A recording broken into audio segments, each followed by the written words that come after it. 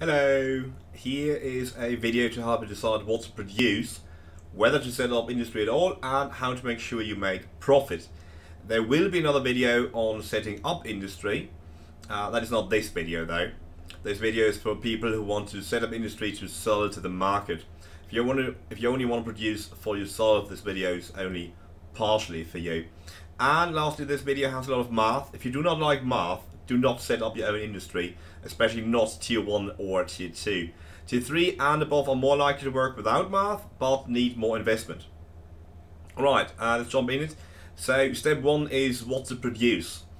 So if you think I'll just make that item that is easy to produce and always needed, you will produce the same as many other people and not make any profit. So stop thinking about basic engines and containers. If you now think, but I mine my ore myself, so I get it for free, so I'll make profit anyway.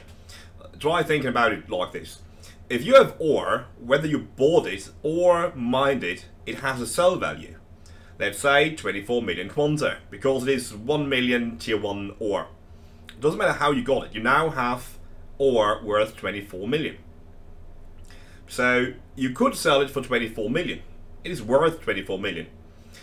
You can either sell it directly or turn it into something with a different worth, and that is industry. Like, you can turn it into containers M. Without having any refining talents, you can sell those for 10 million now. You just lost 40 million quanta. Even if you mined the ore for free, you just lost 40 million quanta because you turned 24 million into 10. So, if you look around for different items and do the math, you will quickly see that for tier 1 and even tier 2 items, even ignoring the cost for machines and schematics, you will need a lot of talents to not sell at a loss. Let's break it down what types of items are there. There's the cheap and easy stuff. Those are mostly tier 1 flight elements and containers. The schematics are relatively cheap, the markets are full with them.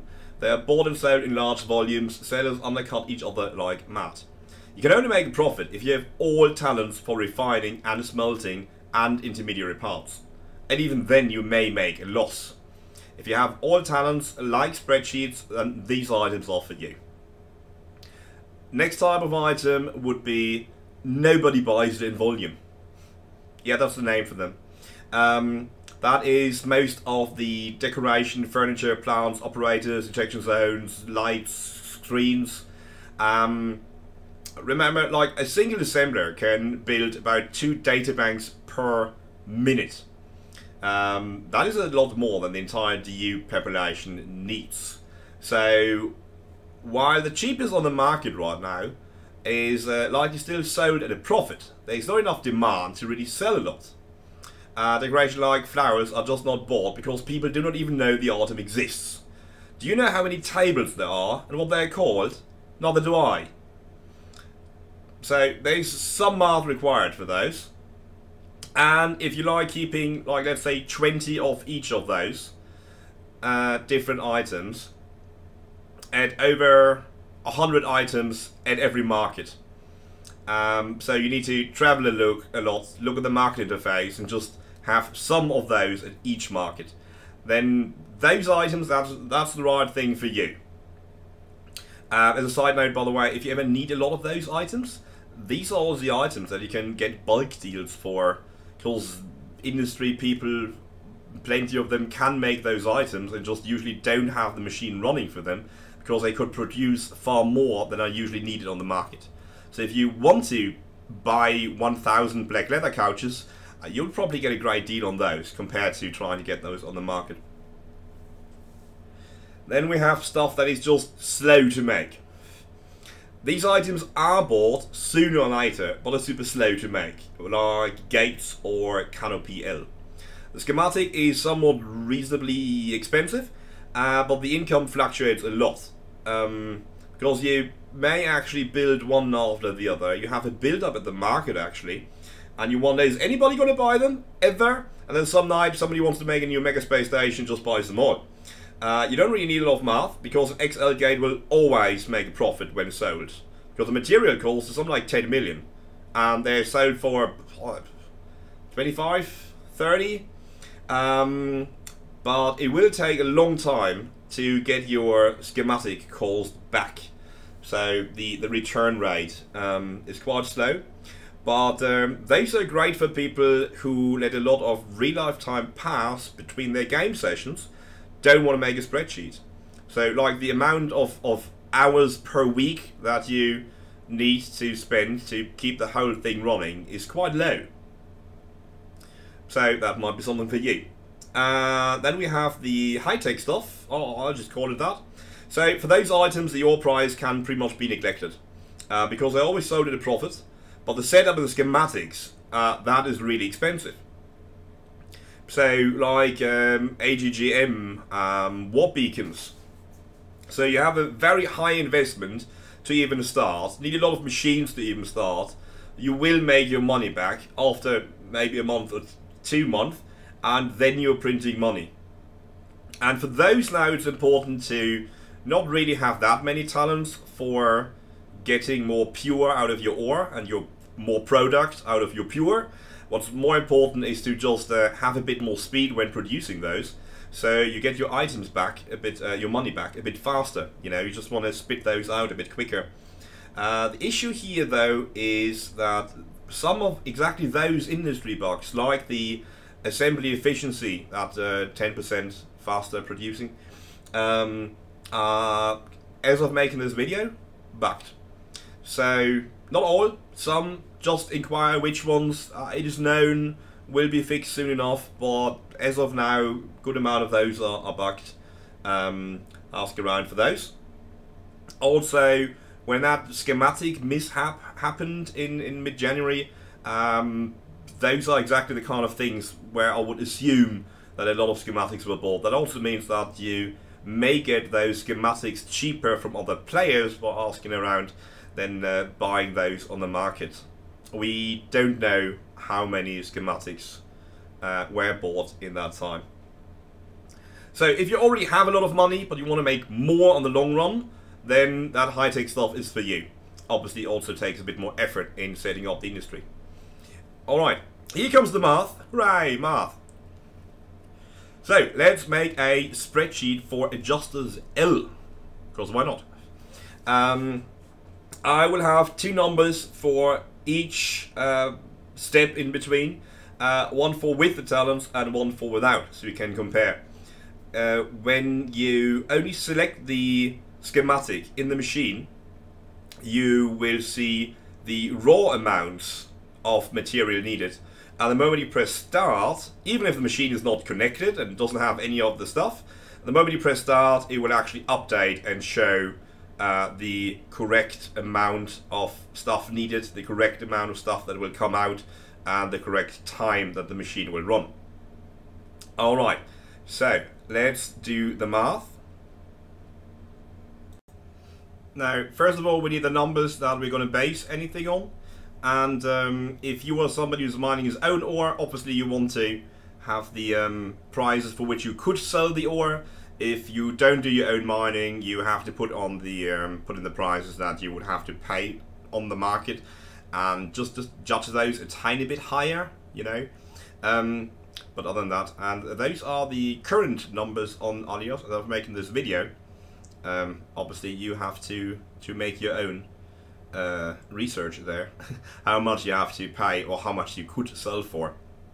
And what I do now is I just check the refiner to see how much ore is actually taken if I want to turn hematite into iron.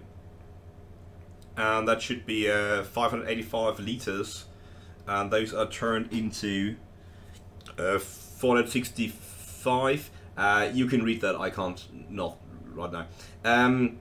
So, and I need 585 liters, so 585 times the price of a liter of hematite, and then I know how much one batch is worth, how much that machine needs to run, how much money is needed to have the machine run one time. Now, I don't want to know the amount of money needed to have it run one time. I want to know the amount of the price for 1 liter of iron. So obviously I have to divide by the amount of liters that comes out.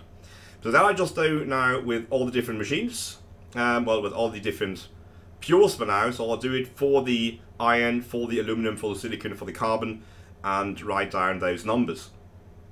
And the spreadsheet then obviously calculates it for me. And you already see that there are quite the differences. Now what I do is, for steel and for silicon, I just say, hey, if I need 100 times the price of iron and 50 times the price of carbon, then I can have my machine run one time. And if whatever number comes out there, now divide by the amount of steel I get out, I have the price for 1 liter of steel. And that logic I just continue, and then I not only have my steel but also my silicon, and in a moment I will have the prices for my pipes and screws and injectors and that chamber thing, or whatever it's called, cylinder, and the standard frame, basic standard frame M. Yes, I remember.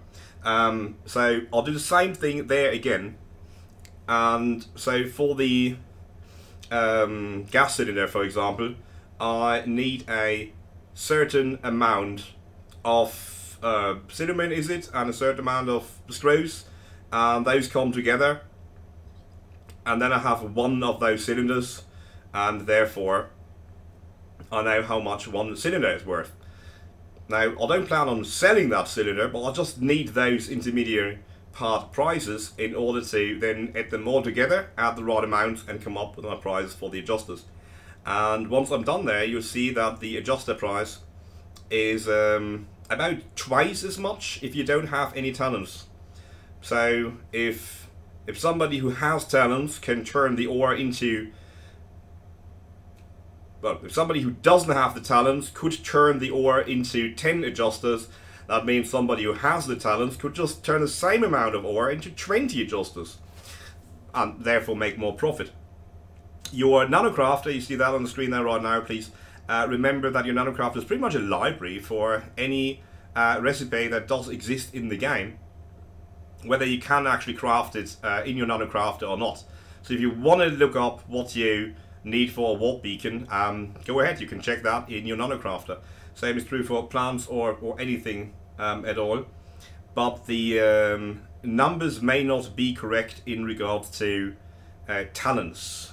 So anything that has to do with talents, and that will be refining, smelting, and the intermediary parts, components, screws, connectors, pipes, fixations, I think.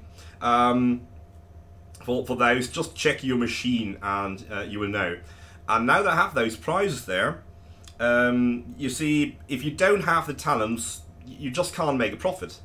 You can make those adjusters, and you would have to pay about 25,500 per adjuster, just the ore, not even the schematics in there. So you can't make a profit. But if you have all those talents, you can actually make them for 12,100 something there, and that means you can sell them at a profit, and that's all the difference.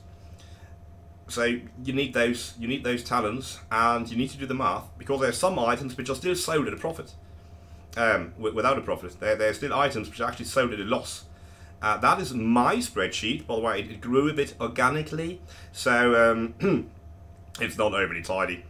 And there you can see my price for adjuster L, by the way, and that is a bit different because I'm using different ore prices. But those are the prices. Feel free to stop the video at any time that I produce just the ore. And if you check container M, for example, that's a bad one. So it's almost 70k in ore that you have to spend in making a single container M. People are selling them at a loss right now. Well, they're selling below production price. Maybe they're exchanging all the L containers for M containers. Now they're selling the M containers. They just want them gone. I don't know what those people do. Maybe they're just bad at math. But it can actually happen that you are destroying material pretty much. That you make less money by turning stuff into a container M compared to just selling the ore. Other things, I guess container L already would make a profit. Container M doesn't. Expanded container XL right now does make a profit. The non-expanded container XL, currently nobody buys it.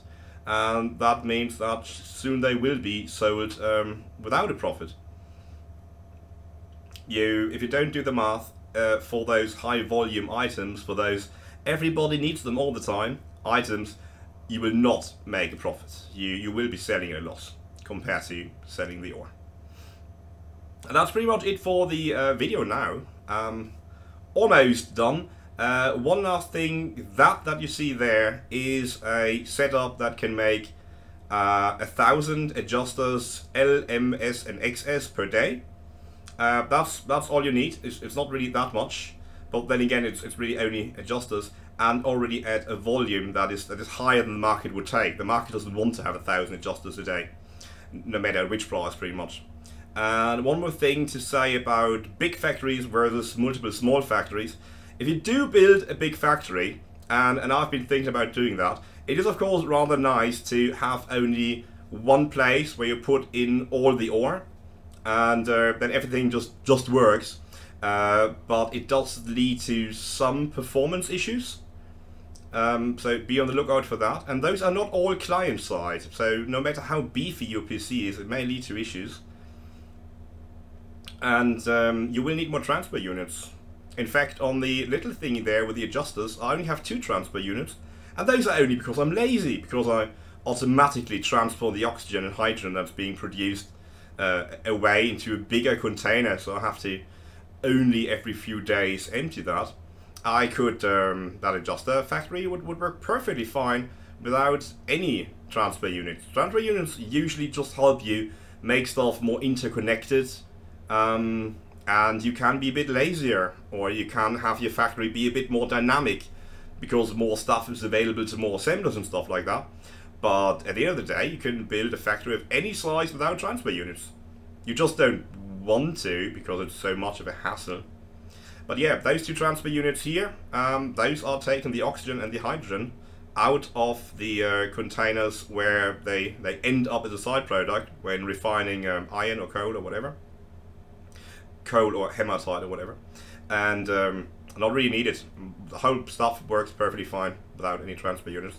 The big factory, on the other hand, that you, well, the bigger factory that you walk the stairs down off, that's in the background right now, that has, oh, I don't know, 2,000, 3,000 transfer units. I can't make a blueprint of the thing anymore. I just don't get one. I can't check. Yep, so maybe try to stay somewhere in between the mini factory and between the large factory. You could still just have a medium factory, and the moment you have a certain size, the moment you reach, let's say, whatever, 500 machines, you're like, okay, let's finish this up and just start a new core. Probably worth a thought. But more to that in the other video about setting up industry. Because the setting up industry is going to be all about setting up industry. Have a nice day. I think I'm done here. See ya!